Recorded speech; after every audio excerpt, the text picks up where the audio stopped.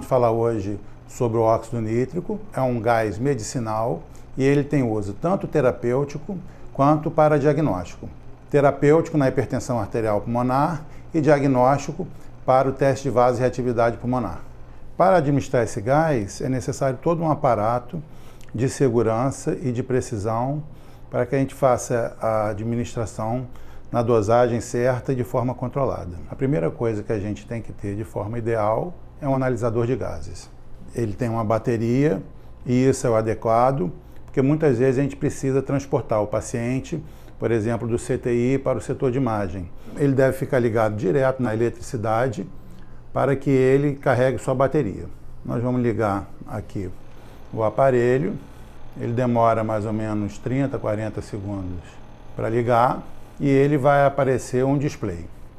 Nesse display, nós temos um display exclusivo para óxido nítrico, outro para dióxido de nitrogênio, outro para FO2, um para o pulso periférico, para a saturação de oxigênio e no caso desse aparelho, a gente também tem para meta-hemoglobina. A primeira coisa que a gente faz após ligar o aparelho é calibrar as células, né? Nesse momento, o circuito não pode estar ligado no paciente, tem que estar voltado para o ambiente. Então, nós vamos calibrar as células, ele vai perguntar se você quer realmente calibrar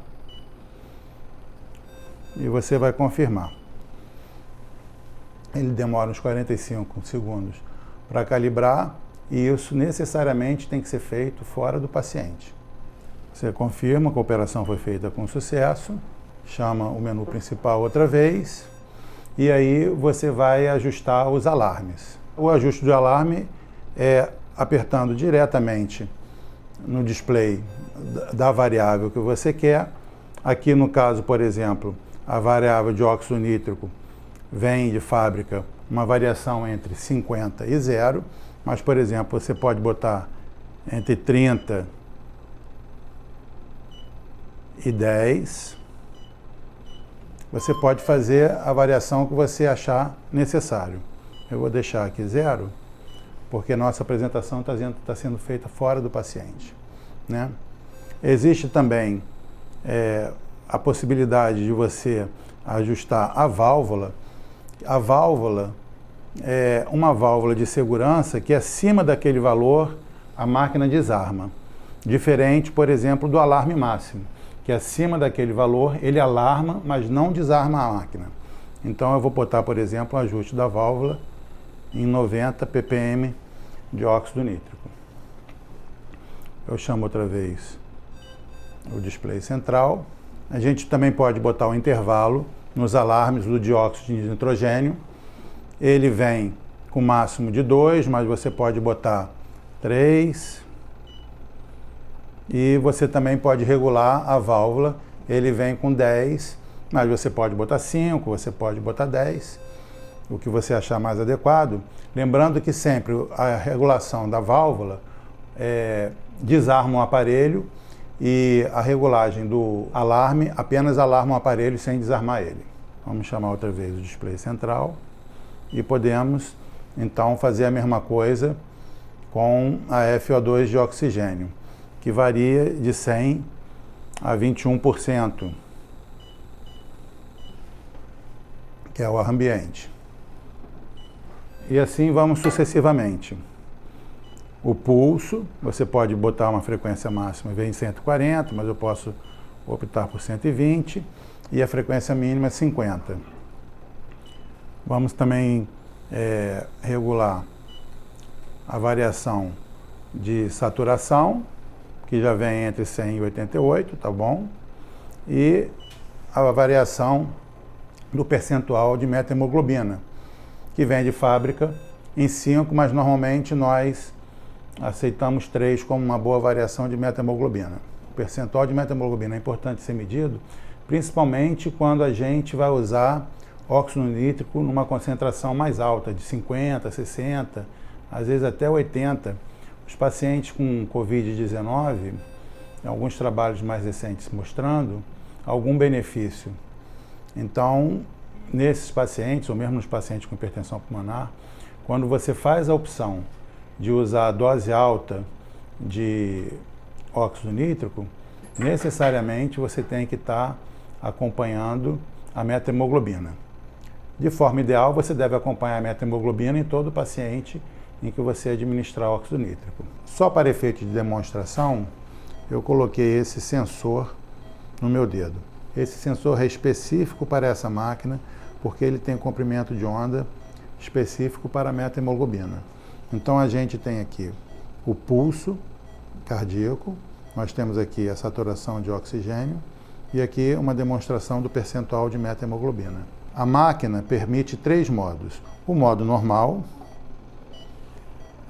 existe um modo adaptativo, em que é para quando o paciente está se mexendo muito, e existe um modo de sensibilidade máxima, quando o paciente está chocado ou com pressão arterial baixa.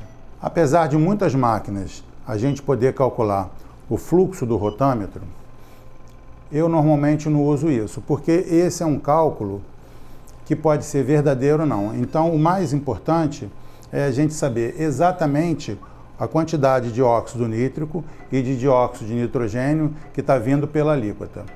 Normalmente, após começar a ventilação do paciente, eu vou gradativamente elevando o fluxo no rotâmetro até que no display do analisador de gás apareça a concentração que eu quero que seja administrada. O analisador de gás normalmente tem 3 portas. A primeira porta é a porta de óxido nítrico, em que vem o óxido nítrico do cilindro, que é uma porta de entrada para a válvula de segurança. Após o gás passar pela válvula de segurança, ele sai pela segunda porta, que é a porta de saída, onde o gás vai sair para ir para o circuito do paciente.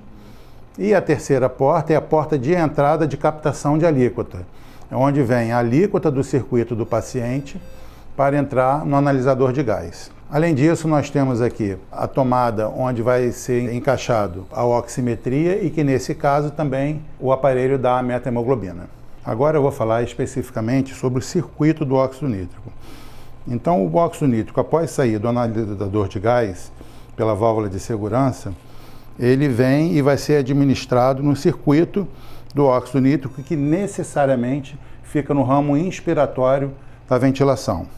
Ele entra por esse T, no ramo inspiratório da ventilação, e passa por uma câmara de mistura. Essa câmara de mistura ela tem tamanho diferente para pediatria e para adulto, e o óxido nítrico vai entrar então no paciente. Antes dele entrar no paciente, tem um outro T, onde é feita a captação da alíquota, que vai para o analisador de gás. O que é importante nessa captação da alíquota? Como a ventilação é feita com umidificação, muitas vezes entra umidade dentro do analisador de gás. Para que isso não aconteça, antes dele entrar no analisador de gás, o gás passa pelo copo coletor, que às vezes fica um pouquinho de líquido aqui, né? E tem que ter necessariamente esse filtro de umidade, para que não entre nenhuma umidade no analisador de gás. A entrada de umidade no analisador de gás pode levar ao mau funcionamento durante a administração. O óxido nítrico, após passar pela câmara de mistura e ter se retirado da alíquota, ele vai vir pelo Y, do ramo INSE expiratório, e vai passar pela interface com o paciente. A interface pode ser um tubo orotraqueal, nos casos de terapêutica, principalmente, em pacientes de CTI. Pode ser uma máscara de VNI, a gente usa mais, por exemplo, no teste de vasorreatividade.